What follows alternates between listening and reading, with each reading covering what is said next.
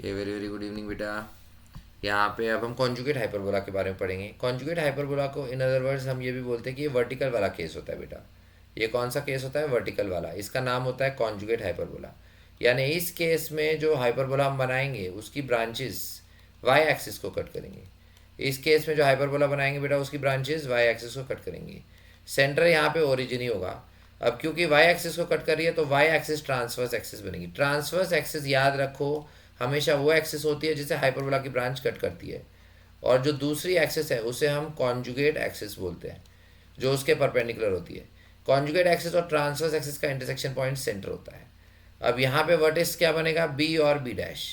B के coordinates होंगे 0, B dash के कोऑर्डिनेट 0, -b। ठीक है, दोनों वर्टेक्स का जो डिस्टेंस है, इसका डिस्टेंस भी सेंटर से बी है, इसका डिस्टेंस भी सेंटर से बी है। फोकस भी इस बार वाई एक्सिस पे लाई करेगा, एस और एस डैश।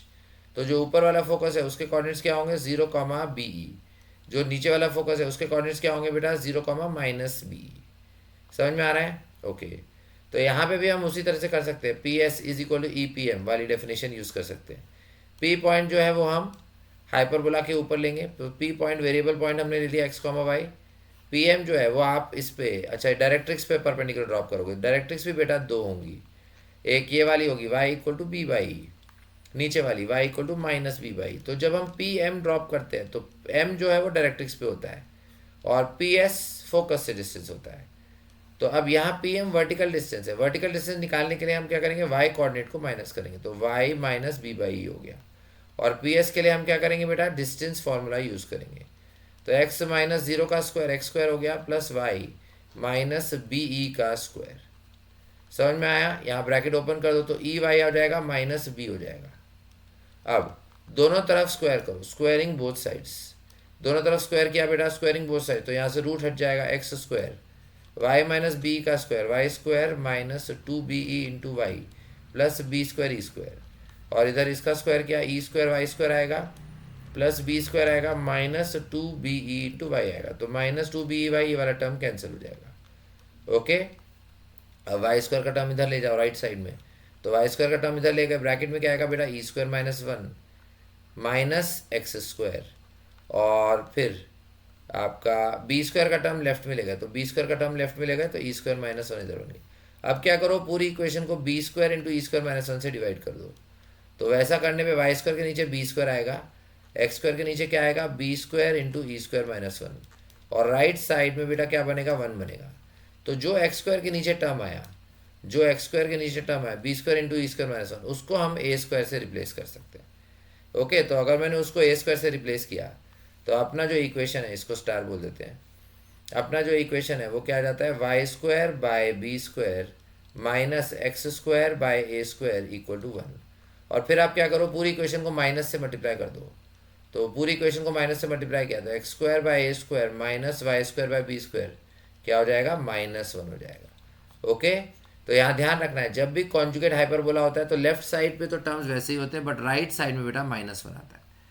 और यहाँ पे वो एक्सेंट्रिसिटी वाला फॉर्मूला थोड़ा चेंज हो जाता है, वो मैं यहाँ पे लिख देता हूँ। एक्सेंट्रिसिटी वाला फॉर्मूला क्या होता है? a² = b² × e² - 1।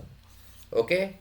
अब धीरे धीरे करके हम इसके भी टर्म्स पढ़ते हैं, जैसे हमने पिछले केस में अभी पढ़ा था, तो इसके भी टर्म्स पढ़ते हैं। इसमें क्या क्या है? तो सबसे पहला जो डिफरेंस है वो तो ये है कि इसमें वर्टिकल वाला केस होता है, मतलब हाइपरबोला की ब्रांचेस वर्टिकल होती है बेटा। ओके, हाइपरबोला की ब्रांचेस वर्टिकल होती है। तो ये इस तरह से आएगा, ये वाई एक्सिस होगी और ये क्या होगा? ये एक्स एक्सिस होगा। ओके।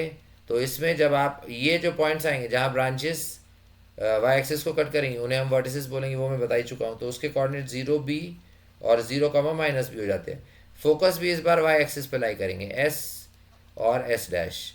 तो ऊपर वाला जो फोकस है वो होता है 0, और नीचे वाला जो फोकस होता है वो होता है 0, फिर अलग अलग टर्म्स जिसके बारे में हम पढ़ते हैं, डबल ऑर्डिनेट, राइट, जो पिछले वीडियो में मैंने बताया था बेटा।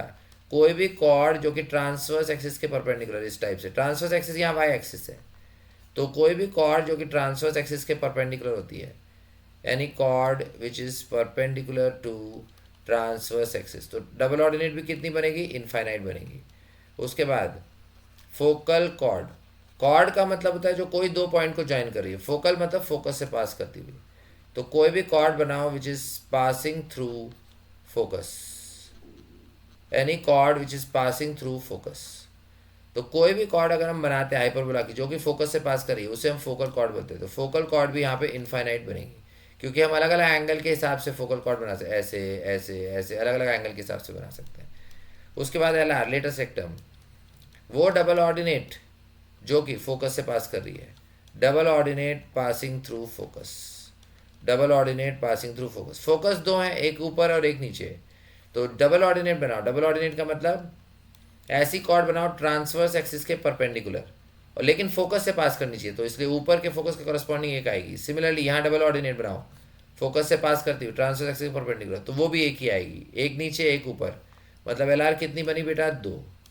अब लेंथ ऑफ एल आर का फॉर्मूला, तो उसमें 2b² था, यहाँ 2a² होता है, यहाँ इंटरचेंज हो जाता है फॉर्मूला 2a² एल आर की इक्वेशन, ऊपर वाली जो एल आर है उसकी इक्वेशन हो जाती है y = क्योंकि हॉरिजॉन्टल है, y कांस्टेंट है।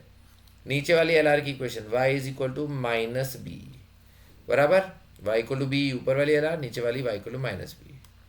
तो ये अलग अलग टर्म्स हैं। फोकल डिस्टेंस, फोकल डिस्टेंस का मतलब क्या होता है बेटा, फोकल डिस्टेंस इसे हम फोकल लेंथ भी बोलते हैं, किसी भी पॉइंट का फोकस से डिस्टेंस।